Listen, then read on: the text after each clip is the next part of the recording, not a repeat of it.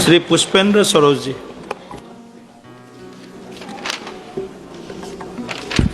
धन्यवाद अध्यक्ष महोदय, आपने मुझे इस डिबेट पे बोलने का मौका दिया।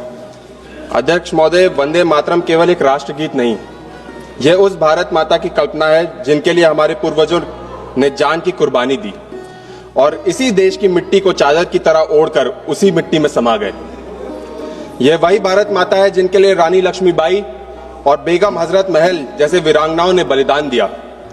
माननीय अध्यक्ष महोदय, आज सवाल इसका नहीं है कि वंदे मातरम से कौन सी पंक्तियां हटाई गई, किसने हटाई, लेकिन सवाल इसका है कि क्या हमारे महापुरुष सुभाष चंद्र बोस, मौलाना अबुल कलाम आजाद, सरोजनी नायडू, गुरुदेव रविंद्रनाथ टैगोर जैसे महापुरुषों की विरासत, विवेक और देशभक्ति को मानने के लिए यह सरकार तात्पर्य है कि नहीं।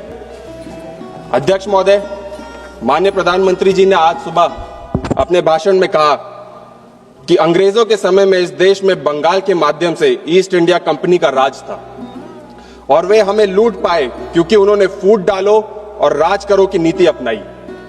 अध्यक्ष महोदय, वही रास्ता आज यह सत्ताधारी पार्टी अपना रही है। आज कुछ अरबपतियों के साथ गुजरात के जरिए एक नई वेस्ट इंडिया कंपनी बन गई है।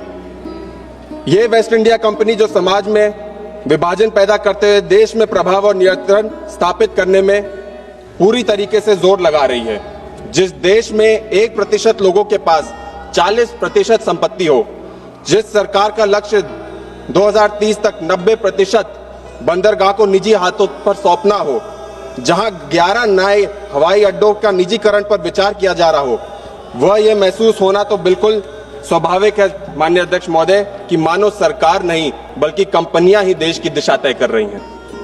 जिस तरीके से ईस्ट इंडिया कंपनी ने अपने समय में इंडिगो के जरिए हमारी जनता को सताने का काम किया, आज यही वेस्ट इंडिया कंपनी अपने इंडिगो के जरिए हमारी जनता को, इस देश की इस जनता को सताने का काम कर रही है। सर, जिस तरह अंग्रेजों ने हमारे महापुरुषों की सामूहिक समझ और देशभक्ति का प्रहार किया, उन पे, उनकी नीतियों पे प्रहार किया, उसी तरीके से आज हमारे उत्तर प्रदेश में दलितों पे, गरीबों पे, पिछड़ों के घरों पे भी बुलडोजर चलाया जाता है। अध्यक्ष महोदय, यहां तक कि जिस तरीके से ब्रिटिश राज में उन्होंने अपनों को भी नहीं बख्शा, आज इस सरकार ने कई वर्ष तक इनके समर्थक रहे माननीय प्रधानमंत्री की क्षेत्र के दाल मंडी इलाके में अपने ही समर्थकों की दुकान तोड़ने का काम इसी सरकार ने किया। अध्यक्ष महोदय, ये बताता है कि सत्ता की भूख में अपनों की भी नीलामी लग जाती है। माननीय अध्यक्ष महोदय, प्रधानमंत्री जी ने बंकिम जी का बहुत जिक्र किया, लेकिन वो भूल गए कि बाबूजी ने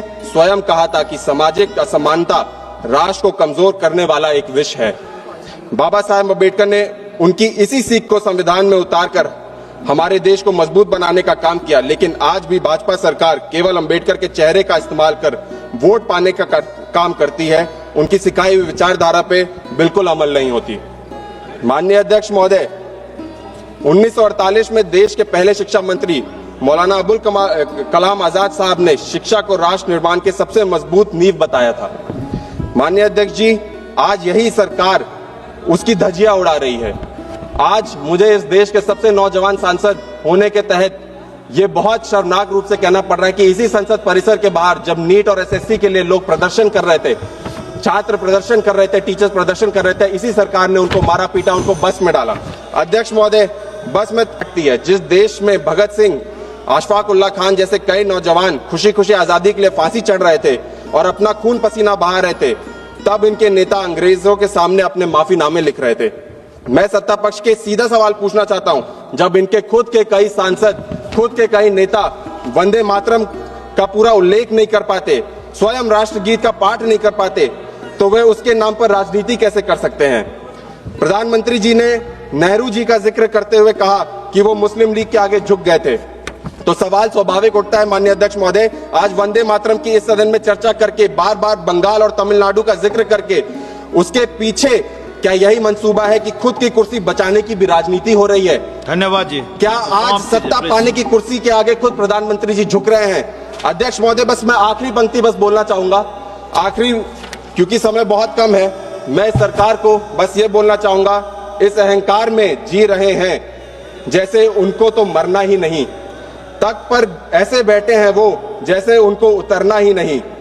यूं जहन्नुम का वो टिकट दे रहे हैं जैसे खुद को खुदा मान बैठे हैं वो। ऐसी सरकार को, इस अहंकार को मैं नहीं जानता, मैं नहीं मानता। धन्यवाद ऐसी जी। तकरीर को, श्री ऐसी सौमित्र तहरीर खान। को मैं नहीं मानता, सौमित्र मैं नहीं खान। जानता। वंदे मातरम, जय हिंद, जय भीम।